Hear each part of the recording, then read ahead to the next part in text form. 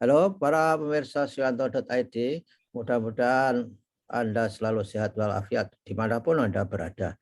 Nah, masih bersama channel pendidikan Anda, Suyanto.id. Ini sebuah channel sengaja dibangun untuk berbagi pengetahuan dan belajar sepanjang hayat. Nah, siapapun bisa berbagi pengetahuan di sini. Dan tentu saja Suyanto.id dengan senang hati akan membersamainya. Nah, kali ini kita berada di episode ketiga, berbicara mengenai narkoba, penyebarannya, dampaknya, dan 2 episode yang lalu sudah berbicara itu. Yang terakhirnya adalah akan berbicara bagaimana implikasi hukum dalam pemakaian narkoba, berdagang narkoba, atau yang apa saja terkait dengan narkoba. Nah, tentu saja narasumber kita adalah Ibu Kepala BNN Kabupaten Sleman, yaitu Ibu AKBP Siti Alfiah, Sarjana Psikologi, Sarjana Hukum, dan Magister Hukum. Nah, oleh karena itu, saudara jangan lupa klik subscribe, komen, like, dan kalau perlu menyebarluaskan video ini supaya bisa bermanfaat bagi banyak orang. Nah, kita sapa dulu narasumber istimewa kita. Assalamualaikum warahmatullahi wabarakatuh, Ibu Siti Alfiah. Waalaikumsalam warahmatullahi wabarakatuh. Selamat pagi, Prof. Selamat pagi, Bu, dan selamat ulang tahun BNN, dan mudah-mudahan BNN semakin berjaya untuk mengawal bangsa bebas narkoba. Gitu kan, Bu, ya? Siap. Terima kasih ucapan dan doanya, Prof. Amin. Dan Ibu, kita sudah berbicara banyak hal mengenai narkoba. Ini yang terakhir ini adalah pertanyaan saya mengenai aspek hukum. Tapi sebelum menuju ke aspek hukum, pertanyaan yang ingin saya curious untuk tahu, para pecandu narkoba, Bu, setelah mungkin ketangkap, direhabilitasi, itu ada yang sembuh, juga ada yang balik lagi. Adakah yang balik lagi, Bu? Ada, Prof. Ada. Bagi mereka yang tertangkap tangan dengan hanya urin positif atau barang bukti hanya sisa-sisa atau sesuai dengan aturan SEMA, berarti dia yang terindikasi baru coba-coba menggunakan atau korban dari diberi oleh orang lain, insya Allah sembuh. Oke. Ya. Oh, gitu ya. Karena belum mendarah daging. Jadi siap. Mungkin bagi yang baru coba-coba itu belum bisa merasakan enaknya narkoba, bukan? Masih pahit mungkin. Iya. Mereka dari asesmen mereka merasakan hanya badannya enak sebentar, seperti itu. Tidak pakai nggak ada masalah, seperti itu. Oh, tapi beda kalau yang sudah mendarah daging itu, kalau nggak pakai ada istilah sakau itu, Bu, ya? Benar, sudah pecandu itu, Prof. Ya, itu gejalanya gimana kalau orang sakau? Itu kejang-kejang atau marah-marah, atau mungkin ada nggak yang tendensi untuk bunuh diri? Iya, Prof. Jadi mereka yang sudah sako, betul-betul dia sudah menjadi pecandu, mereka akan putus menggunakan narkoba, dia akan terasa sakit, dan dia harus bagaimanapun caranya harus mendapatkan. Dan orang yang sudah menjadi pecandu, tidak ada kata-kata sembuh. Adanya kata-kata pulih. Pulih, ya? Iya. Apa artinya pulih, Bu? Pulih artinya dia akan sembuh sesaat dia tertangkap oleh aparat. Dia mengatakan sembuh, tapi di saat dia ingat, dia klik otaknya, dia akan mencari di mana dia mendapatkan narkoba. Oh, itu Bu, ya, datanya confirm, artinya kuat, ya. Jadi yang pecandu itu memang tidak bisa sembuh, hanya pulih. Tidak bisa. Wow. Tidak bisa. Kalau yang sudah pecandu tidak bisa, Prof. Dia setahun, 2 tahun, 4 tahun pun dia akan mencari lagi di saat otaknya klik ingat di mana dia saat pertama menggunakan narkoba. Berarti yang pecandu sekali itu memang pendampingan itu harus terus-menerus, ya. Baik oleh kepolisian, BNN maupun keluarga misalkan saja. Kalau benar, Prof. Itu kan ada orang yang dari kalangan menengah atau kalangan atas lah, ya, sebagai gaya hidup ya menggunakan. Tapi kalau menggunakan sebagai gaya hidup itu kan nggak bisa juga, Bu, survive. Lama-lama kalau kecanduan kan juga bermasalah juga ya. Kan Siap. kan tidak seperti rokok atau permen gitu ya, Iya. gaya hidup makan permen atau apa. Iya. Tapi kalau narkoba, Iya. walaupun rapinya seperti apa toh ketahuan itu, Bu. Apa dari sisi fisiknya, dari sisi kemampuan berpikirnya, betul nggak, Bu? Benar. Dari ciri-cirinya, memang saya bisa mengatakan rokok adalah jembatan menuju narkoba, Prof. Ya, ya. Karena dari hasil asesmen dari penangkapan kami juga, mereka diawali dari pernah merokok, pernah menggunakan alkohol, pernah menggunakan obat-obatan terlarang, dan akhirnya dia mencari menggunakan narkoba. Oke. Jadi wah kasihan ya. Punya data nggak ya secara nasional orang yang narkoba pecandu top, terus akhirnya nggak bisa sembuh gitu, lalu diapakan, Bu, orang-orang seperti itu? Itu perlu pendampingan, Prof. Mereka-mereka yang seperti itu biasanya keluarganya harus selalu mendampingi. Lingkungan harus menerima. Dari pihak kepolisian juga pihak dari BNN memantau kegiatan mereka. Mereka akan pelan-pelan kita kurangi. Namun dia tidak bisa sembuh 100%. Dia bisanya hanya pulih. Harus kita dampingi terus. Jadi suatu ketika kumat ya, kumat lagi. Betul, benar. Dan usaha untuk kambuh itu kan sangat gampang karena jaringannya kan juga berusaha menghubungi terus ya, Bu, itu. Benar, Prof. Makanya harus putus dari jaringan mereka, harus dilindungi oleh keluarganya, tidak ada kontak-kontak mereka lagi karena jaringan itu sangat-sangat rapi. Ya. Ya karena ada unsur bisnisnya itu saya kira, Bu, ya. Makanya rapi. Kalau tidak ada unsur bisnisnya saya kira nggak akan serapi segigih itu orang mengedarkan narkoba. Nah, sekarang sampailah pada pertanyaan aspek hukum. Iya. Jadi narkoba itu kan bukan delik aduan karena itu merupakan pidana. Betul nggak pandangan saya, Bu? Iya, Dok.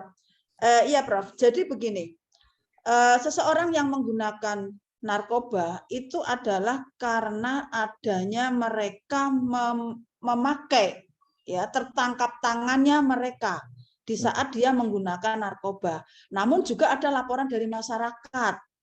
Nah, upaya kami, upaya dari BNN, apabila seseorang yang baru coba-coba atau baru menjadi korban, itu alangkah baiknya kita rehabilitasi. Jangan langsung kita proses hukum. Oke. Ya, kenapa, Bu? Kenapa kalau tiba-tiba proses hukum ada negatifnya ya, Bu? Iya, betul, Prof. Kan mereka itu sebetulnya kan bukan pidana yang apa ya, yang mengkhawatirkan seperti yang lain. Semua itu adalah pidana yang diciptakan. Jadi mereka juga korban, mereka juga saksi, mereka juga pelaku. Iya. Memang musuhnya dalam arti tupoksinya BNN itu utamanya itu akan menghabiskan pengedar yang berdagang, bukan semata-mata ingin menyiduk orang yang korban kemudian dipenjarakan. Begitukah, Bu? Iya, perlu kami laporkan, Prof, bahwa di BNN itu ada 3 fungsi. Yang pertama P2M, pencegahan, pemberdayaan masyarakat. Yang kedua rehabilitasi, yang ketiga adalah pemberantasan. Oke. Di P2M adalah preventif. Jadi kita bagi mereka-mereka yang sehat, yang belum terkena, belum mengenal narkoba, kita bersosialisasi. Jangan sampai kenal dengan narkoba. Iya. Bagi mereka yang sudah kena narkoba karena korban, karena coba-coba, ingin tahunya, mari, maulah melapor ke BNN. Tidak akan kami penjarakan, tapi akan kita rehabilitasi. Kita fasilitasi. Ada 2 rehab, Prof. Satunya rehab rawat jalan, satunya rehab rawat inap.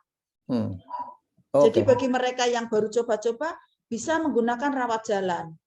BNN Kabupaten Sleman mempunyai klinik Pratama Sembada Bersinar. Yang fungsinya sebagai tempat rehabilitasi rawat jalan gratis bagi masyarakat. Itu terintegrasi dengan rumah sakit atau berdiri sendiri? Kami berdiri sendiri, Prof. Jadi ada kliniknya, bekerja sama dengan Pemda, kami difasilitasi oleh Pemda, namun itu miliknya BNN Kabupaten Sleman. Ya, ada rawat inap juga itu. Kita rawat jalan. Untuk rawat inapnya kita bekerja sama dengan pondok pesantren seperti Ustadz Dani. Oke, ya di Bidayatul Shalihin itu. Siap. Ya. Oke. Terus apalagi yang satunya tadi, Bu? Satunya pemberantasan. Pemberantasan. Ya, dari upaya pemberantasan kita akan memberantas jaringannya. Pengedar, bandar, dan jaringan. Kalau memang dia tidak ada terikat jaringan, yang tadi di awal untuk rehabilitasi, upayakan kita rehabilitasi. Jangan langsung diproses hukum. Jadi kalau kita menangkap tangan, menangkap dikena OTT itu, ya. dia tahu kan Bu dari ngomongnya, dari gerak-geriknya bahwa dia itu baru pertama atau sudah mendarah daging, itu gampang sekali Bu itu dilihat. Iya. Jadi tertangkapnya seseorang, kita akan melakukan asesmen, Prof. Iya. Iya, jadi kita menangkap seseorang baik dari kepolisian ataupun dari pihak BNN harus apabila barang buktinya di bawah SEMA yang tadi saya laporkan dengan urin hanya positif, hanya barang bukti bekas-bekas pakai, atau misalkan ganja di bawah 5 gram untuk pemakaian 1 hari, ataupun sabu di bawah 1 gram, itu dalam Undang-Undang Nomor 35 Tahun 2009 di pasal 54 menyatakan wajib dilaksanakan asesmen. Oh, asesmen. Siap. Nah, asesmennya itu bisa mengarah kepada rehabilitasi atau pidana. Itu akhirnya. Ya. Nah, dari asesmen ini, itu sekretariatnya ada di BNN. Asesmen ada 2, satunya asesmen hukum, satunya asesmen medis. Ya. Untuk asesmen medis, kita menentukan berapa derajat kecanduannya. Apakah perlu dia untuk rawat inap atau cukup dengan rawat jalan? Itu dari asesmen medis. Dari asesmen hukumnya yang terdiri dari jaksa, kepolisian, dan penyidik BNN itu menyimpulkan, oh ternyata tidak ada jaringan. Kalau ada jaringan berarti ini harus dilanjutkan ke proses hukum. Seperti itu, Prof. Ke proses hukum. Nah, luar biasa narkoba itu kan menjadi musuh semua negara saya kira. Sehingga di undang-undangnya, Undang-Undang Nomor 35 tadi namanya apa, Bu? Undang-Undang narkoba atau apa namanya? Iya, Undang-Undang narkoba, Pak. Oke. Undang-Undang Nomor 35 Tahun 2009 tentang narkotika. Oh, tentang narkotika. Ya. Ya. Itu memberi mandat bahwa polisi, BNN itu bisa menyadap semua telepon ya, Bu, di situ. Undang-undang. Iya. Iya, betul, Prof. Ada mandatnya, memang diperbolehkan untuk menyadap. Jadi kita bisa melihat dari jaringannya. Oh, tanpa minta izin pengadilan ya itu. Siapa saja bisa disadap. Tidak, bukan siapa saja. Yang terindikasi tetap kita ada izinnya, Prof. Oke. Ya, tetap melalui izin. Tapi kita sudah ada ini kesepakatan atau MOU-nya dengan pengadilan. Ya. Itulah para pengedar dan calon pengedar. Jadi Anda itu sebetulnya diintai oleh BNN ketika mengedarkan, karena BNN memiliki kewenangan untuk mengikuti HP Anda semua. Sehingga itu harus perlu diketahui, terutama kalau yang pengguna, Bu, yang terutama diikuti HP-nya itu pengedar saja atau pengguna atau kedua-duanya? Kalau dari hasil laporan masyarakat memang terindikasi dia menggunakan, kita akan mencari jaringannya, Prof. Oke. Iya. Lalu dari aspek hukumnya itu bagaimana, Bu? Bisa membuat jera nggak? Wow, saya kira harusnya buat jera. Saya sering mendengarkan orang membawa narkoba dihukum mati, Bu. Jadi di Indonesia sudah beberapa itu dihukum mati dari warga negara asing bahkan. Ini gimana kategori pidananya, Bu? Ibu bisa menjelaskan, Bu? Iya. Jadi untuk bandar dan pengedar memang ada ancaman hukumannya, ada hukuman mati. Ya, atau maksimal 20 tahun itu atau seumur hidup. Ya. Kalau hanya untuk pasal 127-nya memang kita mengarahnya untuk ke rehabilitasi. Oke. Ya. Ya. Tapi ada ya yang pengguna sudah pecandu itu kena pidana yang ya mungkin 6 bulan atau berapa, itu saya lihat ada ya dari beberapa selebriti itu kan juga dikurung 6 bulan dan sebagainya, itu karena hanya pengguna bukan pengedar kan, Bu, itu maksudnya. Ya benar. Jadi begini, Prof. sebetulnya artis itu dia menjalani hukuman 6 bulan kurungan itu adalah dia menjalani rehab. Jadi Oh, rehabilitasi itu adalah putusan, Prof. oke. Siap. Oh, artinya itu direhabilitasi di tempat rehabilitasi, bukan di penjara, di lapas seperti itu, Bu, mereka itu. Bukan. Iya, seperti di tempatnya Ustadz Dani. Jadi dia putusan hakim, misalkan 6 bulan kurungan ataupun 6 bulan menjalani rehab. Berapa dia sudah jalani selama proses hukum? Misalkan dia sudah menjalani rehab 3 bulan, berarti dia dipotong, Prof. Tinggal menambah 3 bulan lagi rehabilitasinya. Seperti itu, Prof. Oh, saya pikir di penjara campur dengan pidana-pidana yang lain. Itu sebetulnya rehab ya itu, Bu. Iya, rehab, Prof. Rehab itu ya putusan hakim. Hakim. Iya. Artinya putusan rehab. Ada Iya, juga putusan putusan yang rehab. di penjara, ada nggak di penjara pengguna? Pengguna ada yang di penjara, namun di dalam penjara sekarang di lapas juga ada program rehabilitasi. Oke, ya. Iya. Jadi artinya narkoba itu kalau sampai dipidana penjara, direhabilitasi juga. Tapi ada juga yang di putusan pengadilan bahwa dia direhabilitasi, memerlukan waktu beberapa bulan misalkan saja. Siap. Ya. Tapi selama rehabilitasi kan nggak boleh keluar kemana-mana itu. Iya, selama rehabilitasi sesuai dengan aturan tempat rehab. Oke, ya mirip-mirip lah. Mirip-mirip di penjara juga itu sebetulnya. Siap. Kan tertekan juga, Prof. Kan kebebasannya dibatasi maksud saya. Benar, siap. Harus ikut program yang seperti itu. Wah, luar biasa. Baiklah, Bu.